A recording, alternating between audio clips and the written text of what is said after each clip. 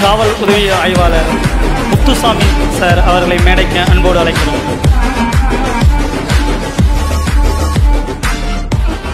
நான் 2019 SI exam prepare பண்ணுறேன். அப்போ நான் காலேஜ் ஃபஸ்ட் இயர் படிச்சுட்டு இருந்தேன், பிஜி ஃபஸ்ட் இயர் படிச்சுட்டு இருந்தேன். அப்போ என்னால் ரெகுலர் பேட்ச் வர முடியல. அப்போ பரத் சார் தான் எங்களுக்கு ஒரு 10 பேருக்காக ஈவினிங் பேட்ச் ஃபஸ்ட்டு எஸ்ஐயில் ஸ்டார்ட் பண்ணி கொடுத்தாரு. அப்போ ஸ்டார்ட் பண்ண ஜேர்னி தான் நான் எஸ்ஐக்கு படிக்கிறது. நான் இதுவரை 3 எஸ்ஐ எக்ஸாம் எழுதியிருக்கேன். 3 எஸ்ஐ எக்ஸாம்லேயும் நான் ஃபெயில் ஆகலை, பாஸ் தான் இருக்கேன். பட் 2 எஸ்ஐ எக்ஸாமில் என்னோட அடுத்தடுத்த ஸ்டேஜில் முன்னேறி போக முடியல. போன லாஸ்ட் எஸ்ஐ எக்ஸாமில் 0.5 மார்க்கில் வெளியே வந்துடுச்சு. இதுக்கு எல்லாத்துக்கும் ஒரே தீர்வு நம்ம மார்க் அதிகமாக எடுக்கிறது அப்படின்றத முடிவு பண்ணேன். ஸோ நான் ஸ்போர்ட்ஸ் கோட்டா வச்சுருக்கேன். நான் என்னோடய கட் ஆஃப்லேருந்து 7 மார்க் அதிகமாக எடுத்தேன். அதனால் என்னோடய மார்க் ஸ்போர்ட்ஸ் உள்ளே வரல. நான் ஓப்பன்லேயே கிளியர் பண்ணி தாலுக்கு எஸ்ஐ ஆகிட்டேன். இதுக்கு நான் இந்த இடத்துல நின்று பேசுகிறேன்னா அதுக்கு முக்கிய காரணம் பரத் சார் அப்புறம் தனசேகர் சார் தான். தனசேகர் சார்ன்றவங்க மதுரை பிரான்ச்சில் இருக்காங்க. அவங்க தான் நான் 2019 பிசி எக்ஸாம் பாஸ் பண்ணேன். அப்போ நான் பிசியில் போயிடலாம் அப்படின்னு முடிவு பண்ணிட்டேன். பட் தனசேகர் சார் இல்லை, நீ போகக்கூடாது, நீ எஸ்ஐ எக்ஸாம் தான் எழுதணும், எஸ்ஐ ஆகிட்டு தான் நீ வரணும் அப்படின்னு சொல்லிட்டாங்க. அதுக்கப்புறம் நான் ஒரு பிசி எக்ஸாம் கூட எழுதலை. நான் எழுதின 3மே எஸ்ஐ எக்ஸாம் மட்டும்தான். பியூர்லி என்னோடய ஹார்ட் ஒர்க் மட்டும்தான் என்னை இந்த இடத்துக்கு கொண்டு வந்திருக்கு. இதை நான் எங்கள் அப்பா கிட்ட கற்றுக்கிட்டேன். எங்கள் அப்பா மட்டும் இல்லை, எங்கள் அம்மாவும் தான் எங்கள் அப்பாவுக்கு உறுதுணையாக இருந்ததுனால தான் எங்கள் அப்பாவால் ஹார்ட் ஒர்க் பண்ண முடிஞ்சுது. எங்கள் அப்பா சாதாரணமாக ஒரு 0 ஸ்டேஜிலேருந்து ஆரம்பித்தாங்க கடலூரில். ஆக்சுவலாக நாங்கள் நேட்டிவ் ஈரோடு. அப்பா இங்கே சாதாரணமான ஒரு கூலி வேலைக்கு போயிட்டு இன்றைக்கி ஒரு 20-25 பேருக்கு வேலை தராங்க.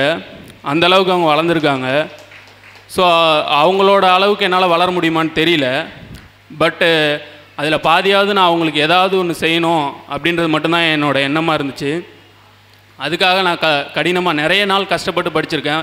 ஆக்சுவலி நான் காலேஜ் ஸ்கூல்லலாம் ஒன்றும் ஒழுங்காக படிக்க மாட்டேன். நான் அரியர் வைக்காமல் பாஸ் ஆனதே கிடையாது காலேஜில். ஏன்னா என்எஸ்எஸில் இருப்பேன், ஸ்போர்ட்ஸில் இருப்பேன். காலேஜ் எப்படி கட்டடிக்கலான்றது மட்டும் நல்லா தெளிவாக கற்று வச்சுருந்தேன். மற்றபடி வேறு ஒன்றும் கற்றுக்கல.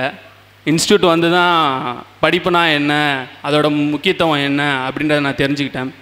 இந்த நேரத்தில் நான் ரொம்ப நன்றி கடன் பட்டிருக்கிறது என்னோடய நண்பன் தாமோதரன் தான்.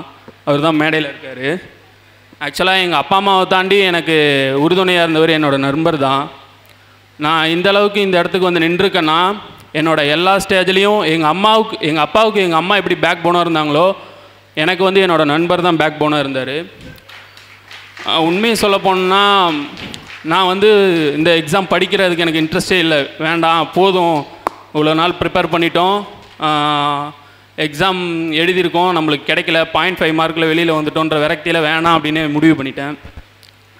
தாமோதரனும் எங்கள் அப்பாவும் மட்டும்தான், இல்லை நீ படி, உனக்கு கண்டிப்பாக கிடைக்கும், உங்கள்கிட்ட ஸ்போர்ட்ஸ் கோட்டான்னு ஒன்று இருக்கிறத நீ மறந்துட்டு நீ படுறா அப்படின்னு சொன்னவர் அவர் தான். அவருக்கு நான் மிகப்பெரிய நன்றி கடனைப்பட்டிருக்கேன். அவர் கொடுத்த உத்வேகம் தான் என்னை இந்த இடத்துல கொண்டு நிறுத்தியிருக்கு.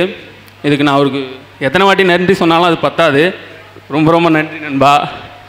அண்டு எனக்கு ஃபிசிக்கல் இந்த எல்லா டைமும் எனக்கு ஃபிசிக்கல் கொஞ்சம் ஈஸியாக இருக்கும். இந்த டைம் கொஞ்சம் ஸ்ட்ரகிள் பண்ணேன் இனிஷியல் ஸ்டேஜில். அப்போது எனக்கு ராஜேஷ் சார் இங்கே போலீஸ் ஜிம்மில் இருக்காங்க, பிசியாக இருக்கார் சாரு. பட் ஆனால் அவர் எல்லாத்தையும் எப்படி என்னால் பண்ண முடியல, கொஞ்சம் இனிஷியல் ஸ்டேஜில் கஷ்டப்பட்டேன். அப்போ அவர் தான் ஹெல்ப் பண்ணார். ஸோ அவருக்கு இந்த நேரத்தில் ரொம்ப பெரிய நன்றி தெரிவிச்சுக்கிறேன். Bharat sir and Dhanasekar sir இல்லைனா நான் எஸ்ஏ எக்ஸாமே படிச்சிருக்க முடியாது. ஸோ அவங்களுக்கு மிகப்பெரிய நன்றி தெரிவிச்சுக்கிறேன். தேங்க்யூ.